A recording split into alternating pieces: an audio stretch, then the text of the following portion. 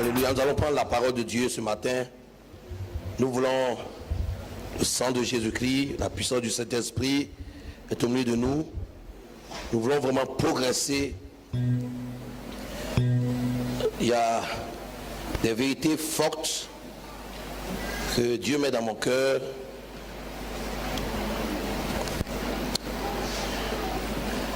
Nous devons être de plus en plus clairs, de plus en plus précis, de plus en plus intransigeants en ce qui concerne vraiment les vérités bibliques. Il n'y a pas question de tergiverser, de tourner en rond, d'hésiter. Nous devons déclarer fortement, avec force et puissance, la parole de Dieu. Alléluia. Alléluia. Dis à ton frère, sois le bienvenu au temple de la parole de Dieu. Allez, déplacez-vous et allez saluer, remuer votre frère en lui disant, sois le bienvenu au temple de la parole de Dieu. Nous allons proclamer sa parole, nous allons insister, nous n'allons plus hésiter, nous allons aller tout droit au but. Alléluia. Nous allons déclarer ce que Dieu dit. Paul disait comme ça que notre autorité, elle est dans la parole. Elle n'est pas en dehors de la parole, elle est dans la parole. Nous avons une autorité dans la mesure où nous sommes en conformité avec la parole de Dieu. En dehors de la parole de Dieu, nous ne sommes rien. Nous n'avons rien. Nous sommes nus. Nous sommes vulnérables. Mais avec la parole et dans la parole se trouve notre force. Alléluia. Notre Dieu veille sur sa parole pour l'accomplir. Pourquoi je parle de ces choses? Parce que là où nous sommes arrivés là, et là où nous allons, vous devez être équipés. Vous devez être comment? Équipés. Vous devez être outillés. Vous devez être forts. Vous devez être solides. Vous devez être autonome. Quand on dit quelqu'un est autonome, ça veut dire quoi? Tu le laisses quelque part, il s'en sort tout seul. Il n'a pas besoin qu'on vienne le secourir à chaque fois. Vous devez être autonome. L'autonomie. Vous arrivez dans un pays où il n'y a pas d'église. Vous êtes là-bas 1 an, 2 ans, 3 ans. Quand on vous croise, quand on vous revoit, votre foi a triplé. Vous êtes devenu 3 fois plus fort que quand on vous a laissé là-bas. Ça veut dire quoi? Ça veut dire qu'étant là-bas, vous n'avez pas baissé spirituellement, mais malgré que vous êtes dans un endroit où il n'y a pas d'église, vous avez continué à grandir spirituellement. Pourquoi? Parce que vous avez développé ce qu'on appelle une autonomie, une capacité de vivre et de survivre même en milieu hostile. C'est ce qu'on appelle l'autonomie spirituelle. Et le Seigneur voudrait que dans ces temps-là, nous transformions nos chrétiens en hommes et femmes autonomes, en chrétiens autonomes. Parce que on peut avoir des moments où on peut se retrouver régulièrement comme ça, chaque dimanche. Mais quelquefois dans l'histoire des nations, il arrive des moments où les églises ne peuvent plus se retrouver comme ça. Ou même il peut y avoir une situation de trouble qui fait que les églises ne peuvent plus se retrouver comme ça. Il faut que les chrétiens soient formés spirituellement et soient autonomes. L'autonomie qui fait que tu es seul quelque part, même dans un village reculé de la Côte d'Ivoire, on vient te croiser 3 ans après, tu es plus fort spirituellement que quand on t'avait laissé là-bas. On appelle ça l'autonomie spirituelle. Moi j'étais dans un pays où pendant un bon moment, pratiquement 1 an, peut-être pendant 7 mois ou 8 mois, je n'allais pas au culte. Oui. Mais les bons et les expériences que j'ai fait avec le Seigneur dans ce pays-là, je ne les ai même pas fait ici en Côte d'Ivoire. Pourtant, je n'allais pas à l'église pendant 7 mois. Pourquoi? Parce que j'avais atteint déjà au niveau spirituel une autonomie spirituelle qui fait que je suis seul chez moi à la maison, mais au lieu de reculer, je continue d'avancer avec Jésus, tout en étant seul. Mais il y a des gens, dès que tu les mets dans un endroit où il n'y a plus d'église, c'est fini. Tu reviens 6 mois après, il est devenu païen. Donc s'il n'y a pas l'église, toi tu n'es pas l'église alors. Vous pensez que l'église là c'est ça? L'église c'est pas ça. L'église c'est vous-même. La Bible dit que nous sommes quoi? Le temple du Saint-Esprit. Le temple du Saint-Esprit c'est nous-mêmes. Ce n'est pas les bâtiments. Dieu n'habite pas ici. Dieu habite en nous. Quand nous on quitte ici, on s'en va, Dieu n'est plus ici. Oui. Vous savez pas ça? Dieu n'a rien à voir avec ça. Dieu a tout à voir avec nous. C'est parce que nous on est ici que ça donne de la valeur à ça. Dieu bénit ici parce que nous on est ici. Mais si nous on n'est plus ici, Dieu n'a plus rien à voir avec ça. C'est pas ça qu'il adore. C'est nous qui sommes le temple de Dieu. Il faut qu'on enseigne ces choses-là. Donc si toi qui es le temple de Dieu, dès qu'il n'y a plus de temple physique, tu ne te retrouves pas spirituellement, c'est que tu n'as rien compris. C'est toi qui es le temple de Dieu. Le temple physique est important parce que dans le temple physique, les hommes spirituels et les femmes spirituelles se réunissent. C'est la présence de l'église de Dieu constituée d'hommes et de femmes qui donne à ce lieu-là son importance. Sinon, ce n'est pas le lieu même qui est important. C'est la présence des hommes et des femmes en qui le Saint-Esprit habite qui fait de ce lieu-là un lieu saint. Est-ce que vous comprenez? Puisque ce lieu est un lieu où les hommes et les femmes remplis du Saint-Esprit viennent faire leur réunion, viennent prier, ça sanctifie ce lieu-là. C'est vous qui sanctifiez le lieu. Ce n'est pas le lieu qui vous sanctifie, c'est vous qui le sanctifiez. Vous comprenez? J'arrive dans une maison. La maison était occupée par des mystiques. Mais Dieu me dit d'aller fort, de ne plus perdre du temps maintenant. Il faut former la mentalité. Une mentalité de gagnant. J'arrive dans un lieu. Le lieu leur dit que la maison, celui qui était avant moi, était féticheur, était marabout. Ou bien faisait des incantations. C'est pour lui. C'est pas pour moi. C'est ce que lui faisait. Et puisque lui il occupait cet endroit, il était serviteur du diable, la maison va prendre la couleur de celui qui habite cette maison. Il est sorcier, il est féticheur, il est serviteur du diable, il habite cette maison, il fait des incantations dedans, les démons viennent remplir cette maison. Il s'en va de cette maison. J'arrive.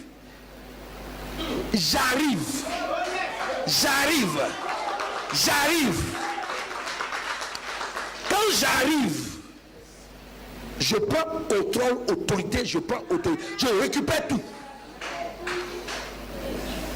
Bien que non, on dit que c'était un sorcier qui habitait ici, je ne veux plus prendre la maison, je veux prendre une autre maison. Parce que quoi? Parce que c'était un sorcier qui habitait ici, mais il était sorcier, il habitait ici, la maison lui ressemblait. Mais je suis un enfant de Dieu, rempli de Saint-Esprit, je viens prendre la maison doit me ressembler maintenant.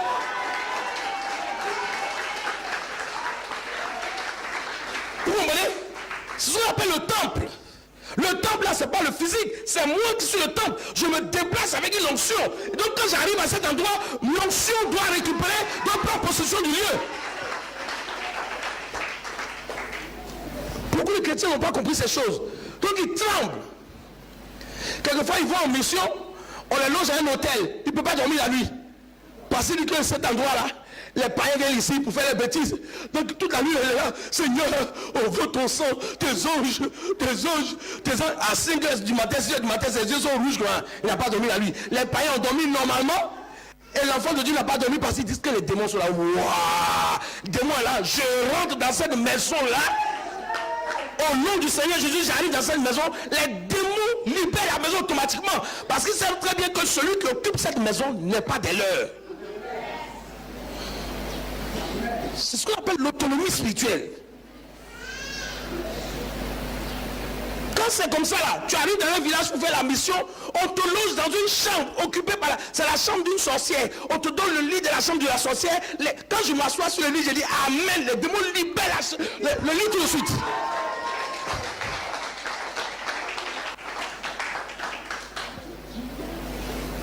C'est comme ça. L'autonomie spirituelle, ce que je vous raconte, c'est ce que moi-même j'ai vécu. Hein. J'ai vécu ça. Je suis allé en mission dans un village, personne ne m'a envoyé. Je suis allé comme ça, seul pour faire la mission dans ce village. un village qui était profondément dans la sorcellerie. On m'a donné une chambre. Les gens ne savaient pas pourquoi j'étais venu. Je devais cacher la mission jusqu'à ce que je finisse. Je suis arrivé dans le village. J'étais un jeune homme. Je pris mon sac, je suis au village. Je suis arrivé dans ce village. Je suis assis. On m'a donné une chambre. Je suis rentré dans la chambre. Je me suis assis dans la chambre et dit Amen, gloire à Jésus. C'est terminé. Je ne sais pas qui était là, qui n'était pas là. Ce n'est pas mon problème. Je suis venu à cet endroit maintenant. Mon royaume prend possession du lieu automatiquement.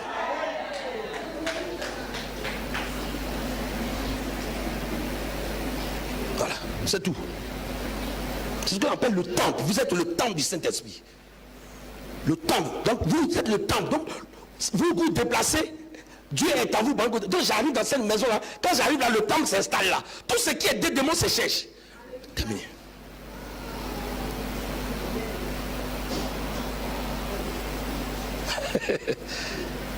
Hein? Est-ce que vous croyez à ça? Mais on vous a dit qu'ils sont trop forts. Ils sont trop dangereux. C'est un problème de temple. Eux, ils sont des temples de démons. Nous, on est des temples du Saint-Esprit. Ayez l'autonomie spirituelle. C'est-à-dire que comprenez comment votre royaume fonctionne. Quand tu ne comprends pas ces choses-là, Dieu même est là et puis il dit, mais c'est pas possible. Elle me fait honte, quoi. C'est pas possible. Toute la nuit, elle n'a pas dormi. Parce qu'elle est arrivée où ça? À un endroit occupé par qui? Par un ancien sorcier. Toute la nuit, elle n'a pas dormi. Donc, dis à ton frère autonomie spirituelle. Encore. Ce que je vous dis là, vous pensez que c'est parce que je suis ici que je vous le dis?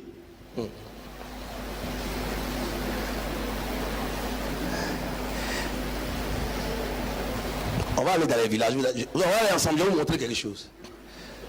J'ai dit, celui qui est en nous là, il est plus fort. Je vous le dis. Vous ne croyez pas, hein? Je vous dis qu'il est plus fort. Il est plus fort. Plus fort. C'est nous qui le diminuons.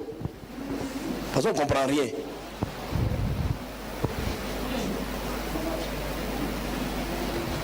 Il y a des choses, même quand tu fais, même Dieu même là, tu lui fais, Seigneur, c'est le feu, le feu, Seigneur, oh Dieu, je dis, mais ma fille, il faut te reposer, il y a quoi? Est-ce que c'est toi-même qui te protège ou c'est les anges qui te protègent? Qui protège qui? De toute façon, tu fais là, on dirait que c'est toi-même qui te protège, c'est pas les anges qui te protègent.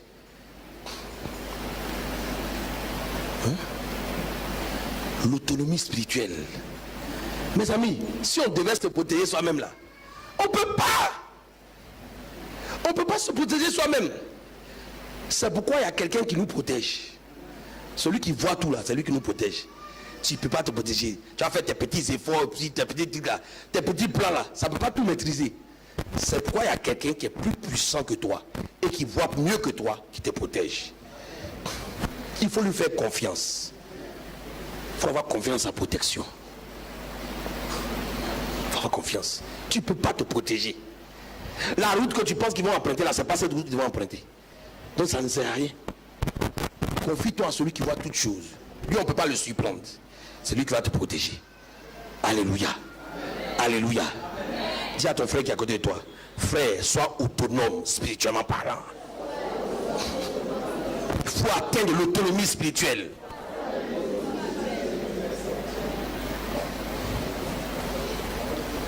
Vous comprenez? Ce que je vous dis est une réalité. Ce que je vous dis est une réalité. Je suis allé dans un village. Quand j'ai fini le programme, il y a un sorcier qui est venu comme ça devant moi. Au milieu de la route. Et puis il m'a tendu la main comme ça. Parce que Dieu l'a fait subir une perte. J'étais seul dans le village. Il est venu me saluer au milieu de la route. Quand je l'ai vu venir, je l'ai regardé. Le Saint-Esprit dit, il faut le saluer. Il n'y a rien. Il ne peut rien te faire. Je l'ai salué au milieu de la route. Et puis il m'a dépassé, il est parti. Je l'ai dépassé, je suis parti. Allez prendre mon car. Et je suis arrivé à Abidjan. Nous sommes dans des royaumes différents.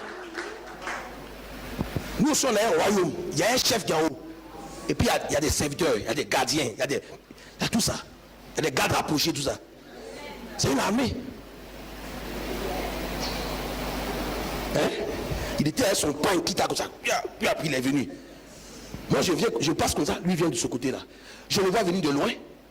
J'avance, je vois qu'il traverse la route directement sur moi. Puis il vient s'arrêter, il tend la main. Je tends la main, je le salue. Vous savez ce qu'il avait dit? Bravo, tu as gagné. J'étais seul. C'est pas une église, moi seul j'étais dans le village. Pourquoi? C'est un manque de connaissance de la parole. C'est un manque de connaissance de la parole. Les gens ne lisent pas la parole. Ils sont faibles, ils sont fébriles, on les manipule facilement, ils tremblent facilement. Tout ce qui est dans l'esprit, sorciers, démons, c'est ça qui est dans leur tête. C'est pas la parole de Dieu là qui est dans leur tête. C'est sorciers, démons, génies, c'est de ça ils ont peur. Ils n'ont pas peur du Dieu de la Bible, ils n'ont pas peur du Saint-Esprit, ils n'ont pas peur de la parole de Dieu. Ils ont peur des démons, des génies, de cela. Donc ils tremblent. Ils ne peuvent rien faire. Ils arrivent dans la famille, ils sont plus paniqués que les païens. Au funérailles, c'est ça. Je vais quitter le village rapidement. Toi tu as quitté le village rapidement, ça veut dire quoi ça? Pourquoi tu as quitté le village rapidement? C'est eux qui doivent quitter le village rapidement. Toi tu n'as pas besoin de quitter le village rapidement. On dit actuellement là, tous les sorciers sont dans les funérailles là. Et puis quoi? Ils sont dans les funérailles, ils savent qu'ils sont venus manger. Toi tu n'es pas concerné par leur programme. Pourquoi tu quittes le village rapidement? Hein? Pourquoi tu quittes le village rapidement? Tu quittes le village comme là, 4h du matin. On dit il est parti à Abidjan. Oh, c'est pour ça qu'on prêche l'évangile, les gens disent, oh, taisez-vous là-bas. Toi, tu as fui le village hier et puis tu dis Jésus. Ça veut dire quoi ça? Si tu as Jésus, réellement, tu dois être serré, calme. Tu dois quitter avant, après les autres. Pourquoi toi, tu quittes à 4h du matin? C'est que ton affaire là, c'est pas clair, c'est pas solide. Nous qui avons fait 10 ans, on quitte à 6h du matin, puis il n'y a rien. Toi qui quittes à 4h du matin, c'est entre nous deux, qui est fort? Et puis on va suivre ton affaire là. Dieu dit, il faut prêcher l'autonomie spirituelle. Les gens ne sont pas autonomes, ils n'ont rien compris. Parole. Vous ne croyez pas en Jésus alors? Non, disons-nous la vérité, est-ce que vous croyez en Jésus? Non, dis à ton frère qui est à côté de toi, mon frère, est-ce que tu crois vraiment? Cette affaire de Jésus, tu crois? Tu crois plus à la sorcellerie, hein? Et au fétiche.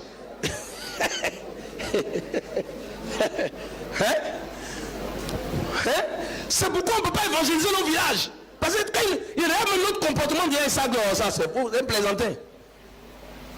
Le comportement même montre que tu es un plaisantin.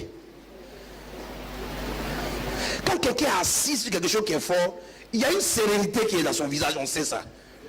Donc avant même qu'il ne parle, son comportement même parle. Montre que vraiment il est dans un royaume qui est puissant. Mais toi, tu dis que tu as un royaume puissant, tu le dis dans la bouche, mais dans le comportement on voit quelqu'un qui est très craintif. Il ne peut pas boire l'eau. On lui a donné de l'eau. Il ne boit pas. On lui a donné à manger, il ne mange pas. Donc tout le monde est en train de manger, tout le monde est boire, tout le monde est en train de boire. Toi, si tu ne bois pas, tu ne manges pas, puis tu l'as dit, acceptez Jésus. Ah! J'ai accepté Jésus pour ne pas manger comme toi, pour ne pas boire comme toi, mon cher. Il faut laisser ton affaire là. Tu ne sais pas ce que tu dis? Tu as peur de boire, tu as peur de manger la nourriture qu'on mange. L'eau qu'on a débordé pour boire, tu ne peux pas boire. Et tu me dis de revenir dans ton affaire de Jésus. Non, toi aussi. Je ne veux pas être peureux comme toi. Je veux vivre. C'est pourquoi Dieu gère les choses pour nous, pour que nous soyons libres et relax. Dis à ton frère, sois relax. Encore. Ne sois pas crispé. Il y a plein qui sont crispés. Quand ils sont à l'église, ils sont relax. Dès qu'ils sortent d'ici, parce que les sorciers sont dans les environs, les génies, les démons sont là, tout ça. Non. Oui, ils sont là, mais écoutez, ils sont là, puis la vie continue. Hein? S'ils n'ont pas pu me tuer quand j'étais bébé, c'est pas maintenant que je suis vieux là. Au moins, je ne vois pas qu'ils ne peuvent me tuer. C'est maintenant que je suis enfant, mais non, écoutez. Non. Tu étais bébé, tu ne connaissais rien à la parole de Dieu, tu ne connaissais rien à la vie. Ils n'ont pas pu te faire. Tu as grandi au milieu d'eux. Tu es né au milieu d'eux. Tu as mangé la nourriture. Ah, tu as dormi avec eux. Tu as grandi jusqu'à maintenant. Maintenant que tu es éclairé, tu as la parole de Dieu, tu as laissé l'esprit maintenant. Tu marches là. C'est une folie. C'est le monde à l'envers. C'est pourquoi quand tu prêches, ils sont là, ils rient. Peut-être ton comportement me montre que tu es le contraire même de la parole que tu prêches. Tu es le contraire même de la parole même que tu prêches.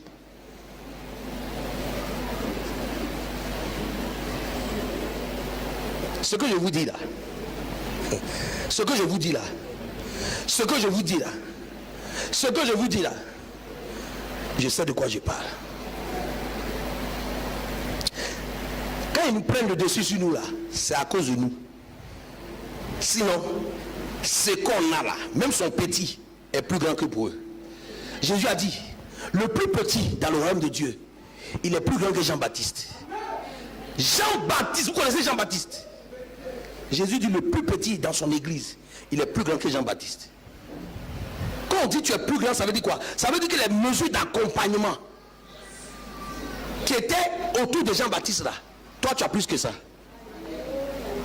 Un grand ne marche jamais seul. Je vous dis la vérité, faites très attention.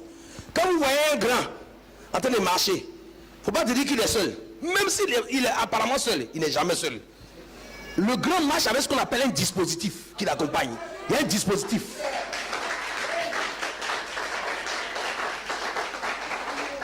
Pourquoi on l'appelle grand?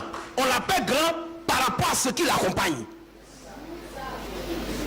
C'est ce qui est sûr, ce qui l'accompagne qui fait de lui qu'il est grand. Si on dit qu'il est grand, il y a des choses qui l'accompagnent. Même si tu le vois seul comme ça, fais attention. Il est accompagné, il est suivi de près parce qu'il est grand.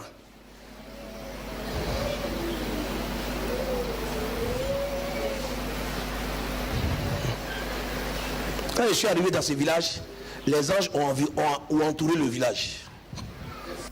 À 22 heures, le chef du village m'a fait appeler. Je vous dis, à 22 heures, j'étais un jeune homme envoyé par le Saint-Esprit dans le village. À 22 heures, dans un village où il n'y a pas d'électricité ni d'eau courante, où tout le monde est dans les lampes tempêtes des bougies. À 22 heures, le chef du village m'a fait appeler. Je ne savais pas de quoi il s'agissait. On est tous venus d'Abidjan. Pourquoi moi, si on vient me chercher? Et on dit, le chef veut te voir. Moi, j'ai compris que le chef voit clair. Pourquoi il voit clair? Il a senti un dispositif qui n'est pas habituel dans le village. Je suis dans ma chambre. 22 heures vient me trouver. On dit le chef du village veut te voir. Je dis, vous dites quoi? Dit le chef. Je dis, vous dites quoi? On dit, vous dites quoi? Le chef. J'ai compris. Le Saint-Esprit dit, il faut aller. On va voir ce que le chef va te dire.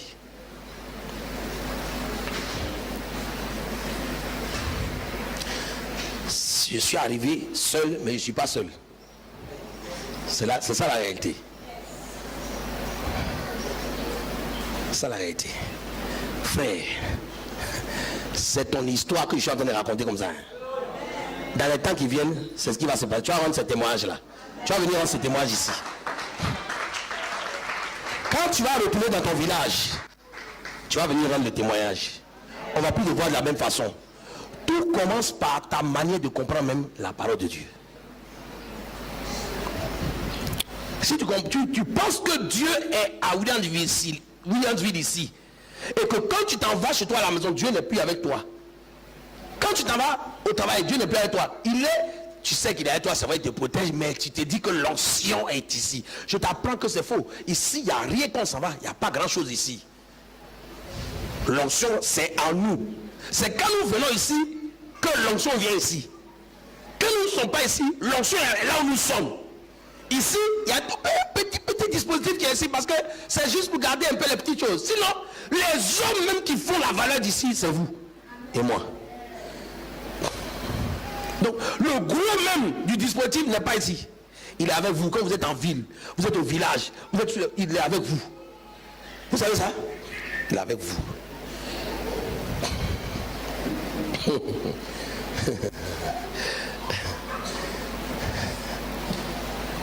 Dieu va se glorifier. Alléluia.